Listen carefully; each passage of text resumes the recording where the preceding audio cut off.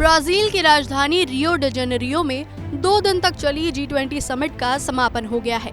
इस दौरान भारत और चीन के विदेश मंत्रियों के बीच बातचीत हुई। इसमें दोनों देशों के बीच सीमा विवाद पर 5 साल बाद विशेष प्रतिनिधित्व की बैठक बुलाने पर सहमति बनी। विदेश मंत्रालय ने बुधवार को बताया कि भारत के विदेश मंत्री एस जयशंकर और चाइनीज फॉरेन मिनिस्टर वांग यी ने दोनों देशों के बीच सीधी उड़ान और कैलाश मानसरोवर यात्रा दोबारा शुरू करने पर भी चर्चा की है। आपको बता दें कि कोविड महामारी के बाद से ही इन दोनों पर रोक लगा दी गई थी। भारत चीन के विदेश मंत्रियों के बीच हुई मीटिंग की बातों को 6 पॉइंट्स से समझा जा सकता है।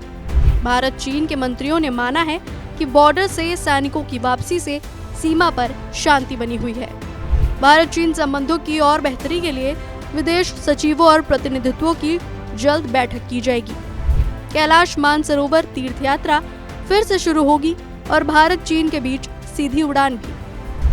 भारतीय विदेश मंत्री ने कहा कि चीन और भारत के बीच मतभेद और समानता दोनों ही है। एस जयशंकर ने आगे कहा कि भारत अपने संबंधों को अन्य देशों के चश्मे से नहीं देखता। दोनों देशों के बीच संबंधों को सुधारने के लिए अगले कदम उठाने पर सहमति बनी है। इसके साथ ही आपको बता दें कि दक्षिण अफ्रीका को 2025 में होने वाले अगले G20 समिट की मेजबानी मिली है।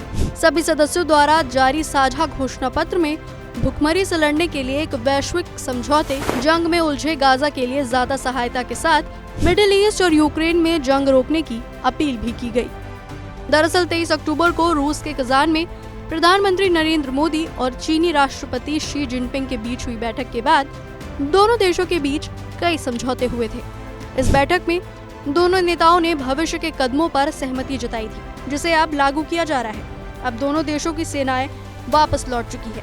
फिलहाल दोनों देश एक दूसरे को लेकर विश्वास बहाल करने की कोशिश कर रहे हैं, लेकिन देखना होगा कि आने वाले भविष्य में भारत और चीन के संबंधों में कितना सुधार होगा।